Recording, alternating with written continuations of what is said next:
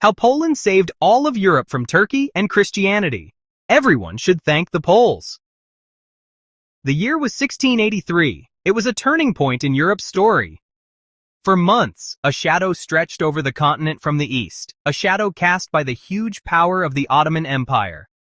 Leading it was the Grand Vizier Kara Mustafa Pasha, a man with endless dreams who wanted to take Vienna.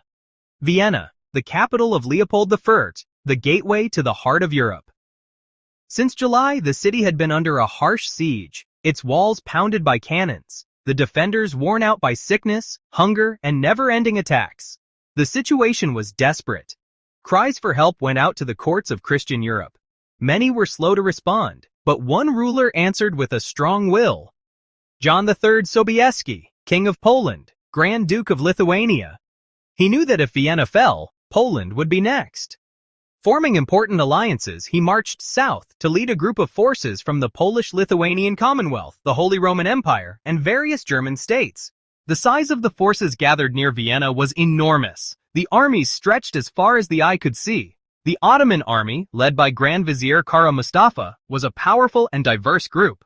Estimates say there were well over 150,000 men, though not all of them fought on the battlefield on September 12th. The elite Janissaries, the powerful Sipahi cavalry, numerous auxiliary soldiers from different provinces. They had artillery that had been relentlessly pounding Vienna's walls for 2 months. Kara Mustafa, however, made a crucial mistake. He underestimated the speed and strength of the relief army. He focused on taking the city instead of securing his rear. On the other side was the relief army, a multinational coalition. Command was given to John III Sobieski. The total forces numbered about 70 to 80,000 soldiers. In this army, about 27,000 soldiers were from the Polish-Lithuanian Commonwealth. The Austrians were under the command of Charles V of Lorraine, Bavaria, Saxony, Swabia. Although they were outnumbered by the Ottomans, the Christian army was fresh and highly motivated. Sobieski was not just a king, he was a brilliant strategist, hardened by battle. The diversity of the coalition presented challenges. Soldiers spoke different languages, used different military tactics, and served different masters. However, under Sobieski's leadership, a unified plan was forged. The strategy called for a coordinated, all-day attack from the Vienna woods.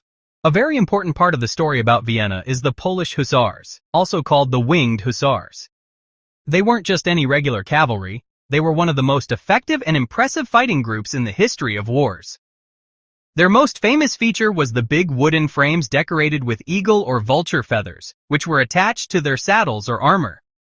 What these wings were for is something historians still argue about. Some say they made scary rustling sounds during a charge. Others think they were meant to protect the rider from sword cuts or from a lasso from behind. No matter what their original purpose was, their psychological effect was clear. They created an image of unstoppable power. The Hussars were the best of the Commonwealth's army, heavy shock cavalry designed with one job: to break through the enemy's lines. Each Hussar was a nobleman who had to pay for his own gear and bring a team of servants. Heavy plate armor protected them, a special helmet called a shishak, and they also had many different weapons. Their main weapon was the kopia, a long, hollow spear, often more than 5 meters long. It was made to break when it hit something, sending all its force into the target.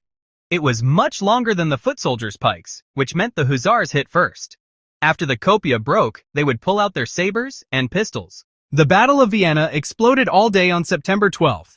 From early morning, German infantry came down from the hills, and Austrian infantry came down from the hills. They fought the Ottoman forces in a series of bloody, close-fought battles.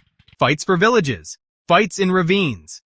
King John III Sobieski watched the events unfold from above, patiently waiting for the right moment. By evening, the Ottoman troops were tired out, spread out between the ongoing siege of the city and the relentless pressure from the relief army. Kara Mustafa couldn't bring his forces together, leaving his command center and the heart of the camp dangerously open. The sun was starting to set, casting long shadows across the field. The time was coming. Around 4 in the afternoon, Sobieski ordered a reconnaissance. One Husaria banner, led by Zygmunt Spierskowski, went ahead to check the area and the enemy's strength. They went through the tough ground, looking for hidden ditches and traps that the Ottomans might have set, and they sent out separate mounted scouts. Their successful return confirmed that the way was clear for a massive cavalry charge. With this important scouting done, the final preparations were made. The entire Polish group lined up for the attack, along with the Allied cavalry lined up for the attack. It was a breathtaking sight.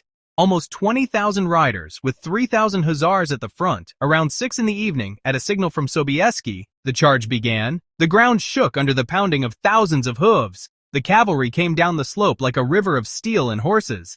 The Hussars led the way, their feathers making a scary sight as they picked up speed. They hit right into the heart of the Ottoman army, the right flank, where the Grand Vizier himself was in charge. The Ottoman soldiers, tired from fighting all day, looked up and saw a wave of cavalry rushing towards them. The story of the Battle of Vienna isn't just a myth or a legend. It's well documented in European archives. Collections of letters, reports, and diaries let us recreate the events of September 12, 1683, with amazing accuracy, and hear the real voices of those who were there.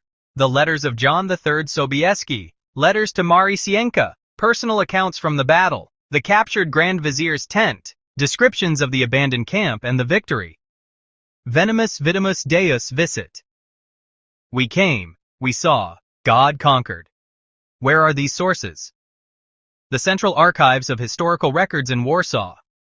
Royal letters, military reports, troop numbers, strategic decisions, and troop placements.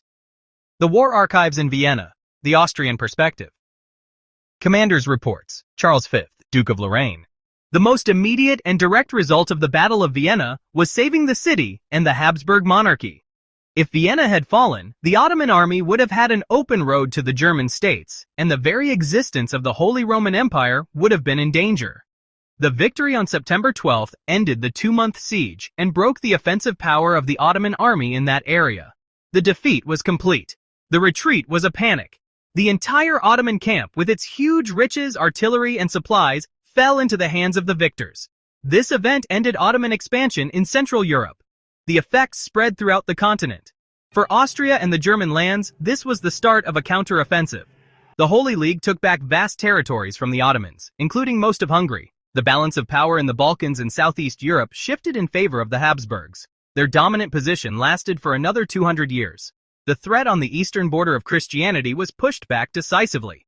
The victory started the decline of Ottoman power in Europe. Countries like Spain felt the indirect effects. The Habsburgs had two main branches, the Austrian and the Spanish. A defeat for the Austrian branch would have weakened Habsburg interests. The victorious Ottomans could have put pressure on the Mediterranean, threatening Spanish interests and Italian interests. The victory stabilized the geopolitical landscape of Europe, allowing Spain to focus on its colonies and internal affairs. The legacy of the Battle of Vienna and its heroes lives on not just in old writings but also in real things you can touch that have lasted for hundreds of years. To really understand history, you need to look at the stuff the soldiers wore and used. Museums all over Europe, especially in Vienna, Warsaw, and Krakow, show off items found on the battlefield or things that represent that time. Seeing an actual Hussar lance, a heavy and incredibly long spear, gives you a real feel for how powerful their charges were. Looking at a dented helmet or a piece of armor helps you imagine the brutal reality of fighting and the protection they offered against swords and bullets. These aren't just old relics. They're silent witnesses to history. The visual art about the battle also plays a big part in remembering it. When we show the Hussars, it's good to show them accurately, often with the Polish flag on long streamers, a symbol of the national army they represented. Pictures and engravings made after the battle showed that the Ottoman war machine could be beaten by working together. It created a feeling of a shared, though fragile, European identity. Poland earned the title Antemurale Christianitatis, bulwark of Christianity. Now you know how Poland saved all of Europe. Give us a thumbs up and subscribe.